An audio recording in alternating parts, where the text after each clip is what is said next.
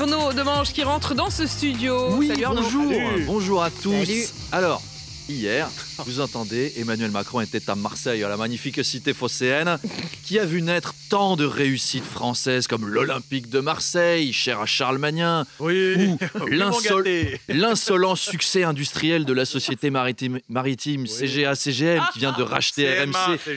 CMA-CGM. Oui, la boulette. ça y est, voilà, je suis viré. Voilà. Je voulais faire bonne impression en décrivant une magnifique région. Bon, Emmanuel Macron s'y rendait pour redire son admiration aux habitants et aussi en raison d'une rumeur persistante. À Marseille, il y aurait du trafic de drogue selon les médias parisiano-centrés et anti-marseillais. Donc le président a annoncé une opération Place Net XXL. Ça claque, hein. On dirait le nom d'un produit d'entretien vénère du téléachat. Ouais. Celui qui fait des étoiles. Là. 700 policiers déployés, 98 arrestations, des kilos de drogue qui ont été saisis, de l'argent, des véhicules. Les policiers ont même retrouvé dans les parties communes de la Castellane 8 kilos de cannabis et 300 grammes de cocaïne juste en se promenant. C'est tout. En même temps... Promenade de santé. Ouais, mais il y avait intérêt à ce que ça claque. Hein. Il y avait le président, fallait faire bonne impression. Darmanin, il a dû passer des coups de fil avant.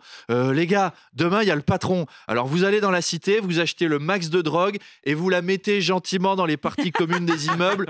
On va faire une chasse aux œufs, je veux qu'il la trouve lui-même. Et derrière, l'autre, il arrive. Oh, regardez ce que j'ai découvert. Vous voyez quand on s'attaque au trafic. Alors, le chef de l'État veut rendre... C'est Pâques. Le chef de l'État veut rendre la vie impossible aux dealers. Alors, comment faire? J'ai une idée, je propose. On va voir les dealers et on leur propose le contrat suivant. On légalise le cannabis et on les engage comme distributeurs exclusifs. Et ensuite, on leur demande de remplir des tas de papiers administratifs. Des CERFA auprès de la Chambre de commerce et d'industrie, des déclarations URSSAF, des cotisations au système de retraite des artisans libéraux déductibles des impôts si on remplit un formulaire contresigné par 85 Yankees. Et là, on aura rendu la vie impossible aux dealers. Alors la légalisation, c'est une vraie question, mais on redoute que les consommateurs se retournent vers d'autres drogues au lieu de fumer du shit. Par exemple, chez les Le Chypre, je me suis laissé dire...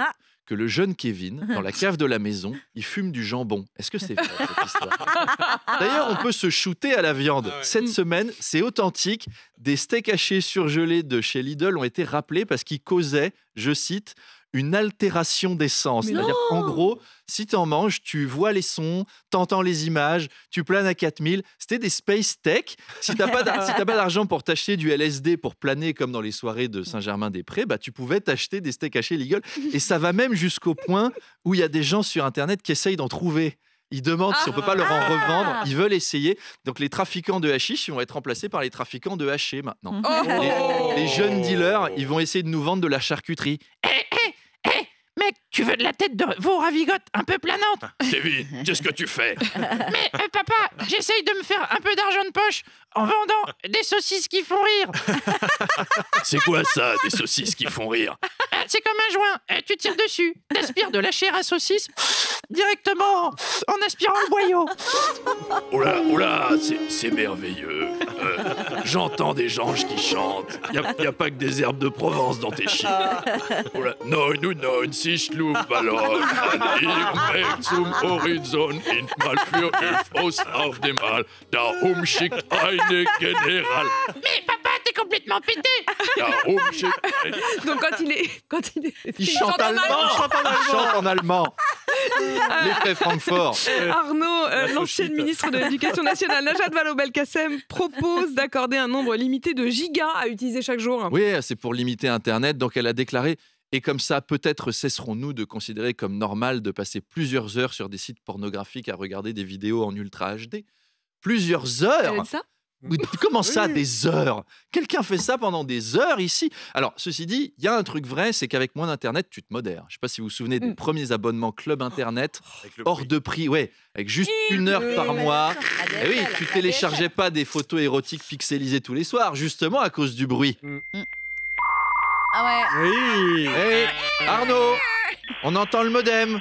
Qu'est-ce que tu fais? Rien, c'est pour un exposé, c'est rien du tout. Effectivement, tu te faisais griller. On en a parlé hier, Arnaud. Stéphane Bern a été élu dimanche conseiller municipal de la commune de Thiron-Gardet en Eure-et-Loire. 97% des voix, dis donc. Oui, c'est plus fort que Poutine et c'est 87%. C'est-à-dire qu'à côté de lui, Poutine, c'est un centriste. Donc la question maintenant se pose pour Emmanuel Macron. Faut-il envoyer des troupes au sol à Thiron-Gardet pour aider les opposants? Parce qu'avec ce score de dictateur, Stéphane Bern, est-ce qu'il ne chercherait pas à envahir le lieu dit de Gaufeuillu, qui appartient, comme chacun le sait, à la commune limitrophe de Saint-Igny? Alors, pour le savoir, on retrouve Ulysse Gosset de BFM TV en direct depuis le front, entre la ferme du père Mathieu et le champ de la Marivonne, celle qui a des pommiers. Ulysse, est-ce que vous nous entendez? Oui, tout à fait, je suis sur le front et on a perdu Ulysse. On va tout de suite demander au général Trinquant. Ah non, on me dit qu'Ulysse Gosset est de retour. Jingle! Tout ça pour ça. Vive les années 80. Ulysse revient. Oui, je reviens. Écoutez, ici à Thiron-Gardet, le plan de l'OTAN est clair. Il s'agit de brouiller avec des satellites les aides auditives Audica de l'armée de Stéphane Bern pour les désorganiser. Mais on est face à un problème ici, puisque les communications sont coupées, puisque l'Eure-et-Loire n'a même pas la 3G. Alors Stéphane Bern n'a pas l'appui des troupes Wagner, mais celle de la troupe André Rieu, un autre genre de musique classique.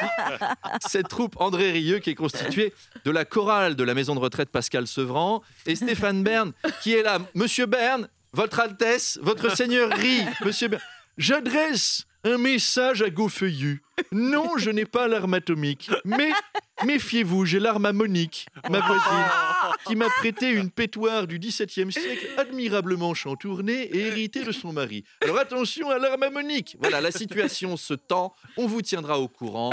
À vous Paris, à vous Apolline. Faites attention à vous, Ulysse. Arnaud, mon invité ce matin, c'est le ministre de la Justice, Éric Dupond-Moretti. C'est pas la capitale, c'est Marseille, bébé. Bah oui, pourquoi? Parce que ce matin, Éric Dupond... Bah oui, il vient nous parler de Marseille, forcément. Emmanuel Macron y est descendu hier avec l'ambition de déclarer la guerre à la drogue. Il était avec des centaines de policiers, des hordes de flics, une meute de poulets. Je sais pas si ça se dit, une meute de poulets. Donc il a envoyé des troupes au sol dans les Bouches-du-Rhône avant l'Ukraine pour qu'elle s'entraîne. C'est bien parce que l'Ukraine, ça paraîtra facile à côté de Marseille.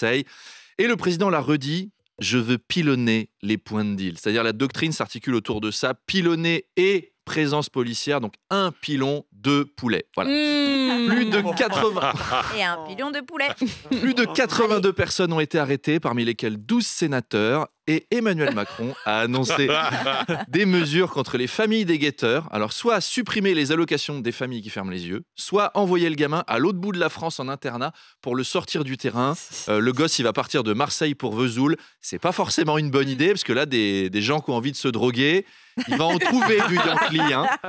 Alors, il n'y a pas que Marseille qui soit gangréné par le trafic. À Paris, les trafiquants d'un restaurant de la Goutte d'Or ont été arrêtés hier avec 400 000 € de drogue. Au restaurant, là-bas, tout le monde se demandait pourquoi le plat de pâtes était à 200 balles. Ouais. Puis en sortant, tu étais très content de payer, en fait. Tu voyais des licornes sur la porte-maillot, c'était cool. Mais c'est bien d'arrêter la drogue à Paris. Les Parisiens en ont marre de voir des drogués marcher au ralenti, comme ça, dans les rues de la capitale. Déjà que les voitures roulent à 2 à l'heure. Alors si les piétons font pareil, ça devient insupportable. Ça en fait des questions à poser à Éric Dupond-Moretti. Hein. Et ben, c'est tout à l'heure et c'est à 8h30. 8h30 et on se retrouve avant cela à 8h20. À tout à l'heure, Arnaud.